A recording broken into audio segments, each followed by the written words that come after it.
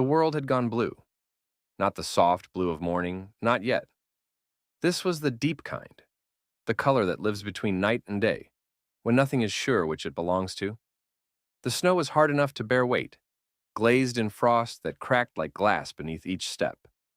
And through that color, through that cold, the deer moved. She came from the edge of the forest, her breath white in the still air.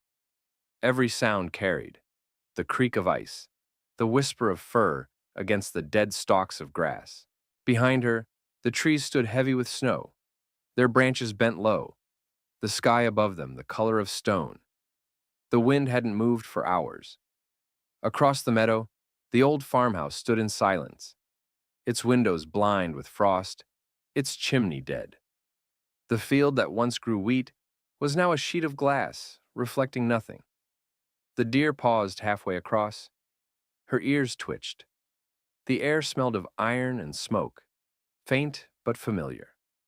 The scent of people, long gone but not forgotten. She lifted her head. The sky above her was pale gray, darker at the edges, as if dawn had changed its mind. No birds, no motion, only that blue, thick as breath, holding everything still. Inside the house, Jonas sat by the window. He hadn't slept in 2 nights. The fire had burned out hours ago, but he didn't relight it. The cold didn't bother him anymore, not like it used to. It was just there, like the sound of the wind against the walls, constant and harmless. He looked out over the meadow, mug of water gone to ice in his hands. He saw her then, a faint movement, a shape cutting across the field, a deer. She was alone, young, maybe 2 winters old. Her coat was darker than the snow, her hooves light on the crust. Jonas leaned closer to the glass. His breath fogged the window and he wiped it clear with the edge of his sleeve. The world outside didn't change. Still that endless blue, that frozen hush. He thought for a moment that she was walking toward him. But no, she was just crossing. A straight line through the middle of the meadow, toward the far trees where the creek used to run before it froze. He watched until she disappeared. Then he realized the light hadn't changed. He looked at his clock. 7:12. The sun should have been up. He waited. 7:30. 8:10. Still that same gray-blue, the same horizon locked in its half-light. He whispered, "Come on," though he wasn't sure if he meant the sun or the day itself. By noon, nothing had changed. The deer was gone and the meadow untouched except for her tracks. The air had thickened, heavy with a silence that seemed to settle inside the bones. Jonas put on his coat, opened the door, and stepped out. The cold caught him by the throat, sharp, clean, alive, the kind of cold that makes every sound ring clear. He followed the deer's trail across the field. Each print was perfect, delicate, pressed into the frost like marks left on glass. At the center of the meadow, he stopped. He turned, looking back at the house. It looked smaller now, a box of shadow against the white. He waited. The air didn't move, the light didn't change. It felt like time itself had frozen. Not stopped exactly, but caught mid-breath. Somewhere in the trees ahead, a faint cracking sound echoed. Ice shifting or a branch breaking. Jonas looked up, squinting at the horizon. The sky still hadn't brightened. He whispered again, "Come on." But the sun didn't rise, and the world, in its blue stillness, went on breathing without him. Jonas woke before dawn, though before didn't mean much anymore. The sky still hung the same dim shade of steel, lightless and cold. His breath came out in clouds that didn't fade fast enough. The fire had died again overnight, but he didn't bother with it. He pulled on his coat, stepped outside, and listened. Nothing. No wind, no crows, not even the creak of the old barn door that usually shifted in the night. The silence was the kind that felt alive. Something watching, something holding its breath. He looked across the meadow. The deer's tracks were still there, clear and sharp as if pressed into ice instead of snow. He followed them. Each step crunched faintly. His boots left a darker path behind, one that seemed to fade as he moved. The air stung his face, but he barely felt it. He just kept walking, eyes on the line of prints that led toward the forest. Halfway across, he stopped. The sky looked wrong. There was no horizon anymore, just a seamless gradient of gray that refused to brighten. The world had gone flat, colorless. He turned in a slow circle. The house, the trees, the field, all the same dim tone, the kind of light you get before a storm that never comes. He thought of something his father used to say: the sun doesn't rise, the earth remembers to turn. And suddenly, Jonas wasn't sure if it had. He reached the tree line just as the wind began to stir again. A faint hollow sound, like air, moving through an empty bottle. The forest loomed darker than it should have been, each branch glistening with frost. He crouched at the edge, studying the tracks. They continued straight ahead into the trees. Jonas hesitated. The woods were thick, silent, ancient in a way that made him feel like an intruder. But he stepped in anyway. The cold changed instantly. The air was heavier, the light dimmer. The snow beneath the trees was untouched, except for the narrow trail. He followed. The forest swallowed sound. Even his breathing felt muffled, absorbed by the snow and bark. The deeper he went, the more the air began to hum. Not a sound exactly, but a pressure, like the air itself was waiting. Then he heard it. A single sound, soft, deliberate, like hooves on ice. He froze. Through the trees ahead, he caught a glimpse of movement, a shape, pale against the dark, still moving forward. The deer. He could just make out her silhouette, calm and unhurried, her breath visible in faint clouds. She was walking across a frozen stream, the ice clear as glass beneath her. Jonas took a step closer, then another. The air tightened. When he reached the edge of the stream, he saw his own reflection beside hers. But the strange thing was, the reflection didn't move. The deer's shadow in the ice stood still, even as she stepped forward. He blinked, heart thudding, breath catching in the frozen air. The deer turned her head toward him. For a moment, he thought she was looking through him, her eyes glassy, distant, like she was seeing something behind him instead. Then, she walked on, silent, her hooves leaving no mark. The reflection stayed where it was. Jonas knelt by the stream, staring into the ice. Beneath the surface, the world looked alive. Shadows moving, faint ripples twisting below, though the water was frozen solid. He reached out a hand and touched it. The ice was warm. He pulled back instantly. His palm steamed in the air, the scent of iron sharp in his nose. The deer was gone. Only the stillness remained, the faint hum beneath his feet, the world holding steady in its unending half-light. He whispered, voice trembling, "What did you leave behind?" The forest didn't answer, but under the ice something shifted, slow, rhythmic, like the sound of hooves, still walking, still crossing, long after she was gone. By the third day, if you could still call it a day, the light hadn't changed at all. The same cold gray hung over the meadow, neither dark nor bright, neither night nor morning. The shadows never moved. The snow never melted. Even the air seemed to have lost its rhythm. Jonas stopped trying to tell time. He'd brought an old oil lamp from the house. It did little against the pale stillness, but it gave him something human, a small circle of warmth he could carry through the cold. He stood again at the edge of the forest. The deer's tracks were there, though the snow had stopped falling days ago. They were fresh, crisp. He knew better now than to question that. The stream lay deeper in the woods than he remembered. The ice was perfectly clear, a glass pane over a dark current that looked like it should have been moving, but wasn't. Beneath the surface, the water shimmered faintly, as if holding light that didn't exist anywhere else. He knelt beside it, touched the ice again. Still warm. The warmth felt wrong here, in this place where nothing else lived. He whispered, "Why?" to no one. And the forest answered, not in words, but in sound. A crack. Then another. The ice split just slightly, enough to make the sound carry like a heartbeat. Jonas jerked his hand back, but the air stayed still. No wind, no echo, only the faintest ripple beneath the surface, like something waking. He saw movement again. Across the stream, Near the tree line, the deer. She was standing half in shadow, half in the strange blue light that lived here. Frost dusted her back, and her breath came out in small, even clouds. Jonas took one step forward. Wait. The deer didn't move. Another step.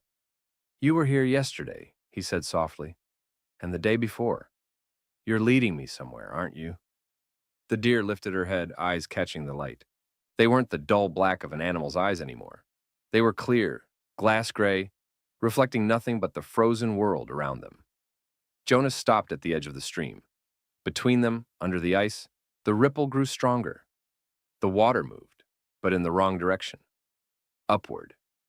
For a moment, it was like the river beneath the glass was climbing toward the surface, trying to rise through its own reflection. Jonas stumbled backward. His boots slipped on the frozen bank. The lamp flickered, flame bending in a direction that wasn't wind. He caught his balance, panting. The deer hadn't moved. But the light around her changed. The air shimmered faintly, as if a hidden sun had blinked behind the clouds. The crack in the ice widened with a sound like tearing cloth. A line of dark water split the surface, running from his boots to the far bank where the deer stood. For a moment, he thought it was melting. Then, he saw it. Not melting. Breathing. The stream was inhaling. He could feel the pull of it, a low suction through the air, gentle but sure. The flame of his lamp bent again, drawn toward the crack. The deer stepped forward. One hoof touched the ice. It didn't break. She crossed, moving slowly, silently, until she stood at the edge before him. Jonas didn't move. He could see his reflection in her eyes. Small, uncertain, the only thing still shifting in a world that had stopped. Then she turned and walked back into the trees. Jonas followed. He didn't think. He just moved. The forest swallowed him again. The sound of the stream faded behind him, replaced by that faint hum he'd begun to hear in everything. In the ground, in his heartbeat, in the silence. The deer's tracks glowed faintly in the half-light. They led uphill, toward the oldest part of the forest, where the trees grew close and the air smelled like iron and pine. At the top of the ridge, the world opened. He stopped. Before him lay another meadow, smaller but strange. The snow here was untouched, flawless. The light above it was golden, as if this single patch of earth had remembered what morning felt like. And in the center of it stood the deer. Her breath rose once, a cloud that drifted upward, and stayed there, frozen in the air like smoke trapped in glass. Jonas stepped forward, his chest tight. What are you showing me? The deer lowered her head. The hum grew louder, vibrating through the air, through his bones. The golden light wavered. Then, slowly, she stepped aside. Behind her, half buried in the snow, he saw a shape. Wood. Splintered. A sled. He knew it before he touched it. The curved runners, the old rope handle. He'd built it years ago. And he remembered. The boy. The hill. The scream. The moment when winter had taken something from him that he never named again. He dropped to his knees. The snow didn't melt beneath him. The deer stood beside him, silent, breathing slow. For the first time since the world had stopped turning, Jonas began to understand why the sun had refused to rise. It wasn't that it couldn't. It was waiting for him to remember. By the fourth day, Jonas stopped pretending he was cold.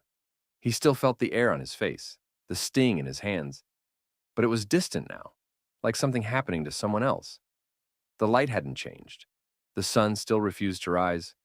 But the golden patch in the clearing, the place where the deer had led him, hadn't faded either. It glowed softly, a breath held too long. He sat beside the broken sled. The wood was old, gray with frost. A frayed rope lay across it, frozen mid-curve like a vein through the snow. He brushed the surface with his glove. The sound it made was small, dry, the sound of a memory reawakening. He closed his eyes, and the world came back. It wasn't the same winter, not this endless one, but another, years ago. There had been sunlight that day, sharp and clean. His son had been 6. Jonas remembered the boy's laughter. how it skipped through the air like pebbles across water. The hill had been steep, but he'd promised, "Just once, Dad. I can steer it myself." He'd watched from the top, boots sunk in the snow, pride tight in his chest and fear tucked behind it. The sled had gone straight, too fast. The sound of joy had turned to surprise, then silence. Then the river, waiting at the bottom, frozen thin. Jonas hadn't been able to reach him in time. Not that day, not ever again. The sound that left his throat now was barely human. Not quite a cry, not quite a breath. It hung in the still air, then broke apart like frost under sunlight. He pressed his hand to the sled's surface. It was warm again, that same impossible warmth he'd felt in the ice. The deer stood at the edge of the clearing, watching. Her breath curled in slow spirals, unhurried, patient. The frost on her coat glowed faintly gold now, as though the light inside the clearing came from her and not the sky. Jonas looked up at her through tears. He couldn't feel freeze. "Is this what you wanted me to see?" She blinked once, long, deliberate, then stepped forward. Her hooves made no sound on the snow. She stopped beside him, lowered her head until their reflections met in the curved metal of the sled's runner. For a heartbeat, the runner's surface shimmered, not ice, not metal, but water. And in it, Jonas saw motion. A boy in a red scarf running through snow. A man chasing him, laughing. The sunlight alive again. Then, the vision rippled and was gone. The hum he'd heard in the forest began again. Low, steady, almost musical now. It wasn't coming from the air anymore, but from beneath the snow. The earth was breathing. He stood slowly. The sled had vanished, its shape sinking back into the frost, like something the land had finished remembering. The golden light spread outward. The snow caught it, turned pale orange, then white. Jonas looked toward the horizon. The forest beyond the meadow was glowing faintly. The treetops shimmered. The light was climbing. And then, finally, after days, after years, the sun began to rise. It didn't burst. It unfolded. A slow spreading of warmth across the frozen field, washing over bark and fur and bone alike. The deer's shadow stretched long across the snow. She turned her head toward the light, then toward him. Jonas took a step closer. His voice cracked. "Thank you." She didn't move. Didn't need to. Her breath caught the sunlight, turned to gold, and drifted upward. And as it rose, she did too. Not vanishing, not fading, but walking into the glare, her outline breaking into dust that shimmered like snow in reverse. By the time the light reached him, Jonas was crying. Not the shaking kind, the quiet kind that feels like thawing. He looked down. The deer's tracks were gone. The field beneath his feet was no longer glass, but soft earth under a thin crust of melting snow. And somewhere, far below, water was moving again. He turned toward the house. The windows caught the sunlight for the first time in weeks. When he reached the porch, he stopped and looked back. The meadow lay open and bright behind him, breathing steam into the morning air. And for just a moment, a trick of light maybe, he thought he saw the outline of two figures at the top of the hill, a child and a man, laughing, running through snow that no longer held them back. By the fifth morning, the snow had begun to retreat in thin, shining sheets. It melted unevenly, the way grief does, leaving patches of green in the low spots, streaks of earth along the fence lines, and puddles that mirrored the waking sky. The river below the meadow was running again, its sound new but ancient, a voice Jonas hadn't heard in years. He sat on the porch, boots muddy, hands wrapped around a mug of coffee gone cold. The sunlight was thin but real. The world had remembered how to turn. The first thing he noticed was the smell. Not smoke, not frost. Soil. Wet, breathing soil. The kind that carries life even before anything dares to grow. It came from the meadow, from the trees, from the air itself. He breathed it in and closed his eyes. Inside his chest, the silence that had once lived there, the long, blue stillness of the endless winter, had changed. It hadn't vanished. It had simply softened. He stood, joints stiff, and walked toward the edge of the field. The deer's trail was gone, the golden clearing too, but the light remained.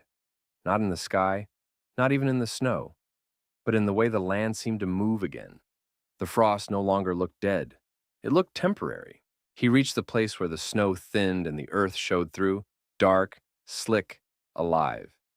A single set of small tracks cut across it. Not deer, not fox. Birds, maybe.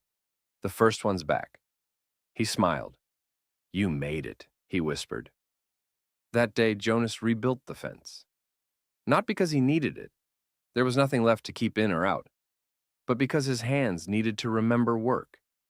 He found the old posts behind the shed, their ends soft with rot, and cut new tops where the wood still held. Every nail he drove into the timber echoed sharp and bright across the thawing field. The sound felt strange in the air, like laughter after a long sickness. When the sun began to dip, he stopped and leaned on the hammer, breathing hard. His breath didn't smoke anymore. The warmth reached all the way to his fingers. He looked toward the tree line. For a moment between the trunks, he thought he saw her again. A flash of movement, brown against green. A deer, head lifted, ears turning. But when he blinked, it was gone. He didn't feel sadness this time. Just a quiet acknowledgement, like greeting an old friend who had somewhere else to be. That night, the river's sound filled the valley. The windows of the house glowed gold again. Jonas sat by the stove, carving something small from a block of pine. His hands remembered the pattern, a curve, a hollow, two rails joined by crossbars. A sled. He didn't sand it smooth. He didn't need to. He just set it on the mantel when he was done, and watched the firelight move across its surface. Outside, the wind shifted. He heard a soft clatter. Maybe a branch, maybe hooves, far off on the thawing ground. He smiled, set down his knife, and whispered, "Rest easy." By morning, the field was almost bare. The last snow clung stubbornly to the shadows, melting into lines of silver. Birds had returned to the fences, pecking at the soft earth. The light came early and easy. Jonas walked to the hill one last time before breakfast. The grass there was still brown, but the soil beneath it was warm. He crouched and pressed his palm into it, closing his eyes. The heartbeat of the earth was steady again. He whispered, "You can rise now." And the wind, gentle, ordinary, alive, passed through the trees in reply. That night the stars came clear for the first time in months. The air smelled faintly of pine and running water. Jonas sat on the porch with the lamp beside him and the quiet kind of peace that asks for nothing. From the woods beyond the meadow, he heard one sound, soft, deliberate, echoing through the valley. A single crack of a branch. Then, silence. And somehow, that was enough.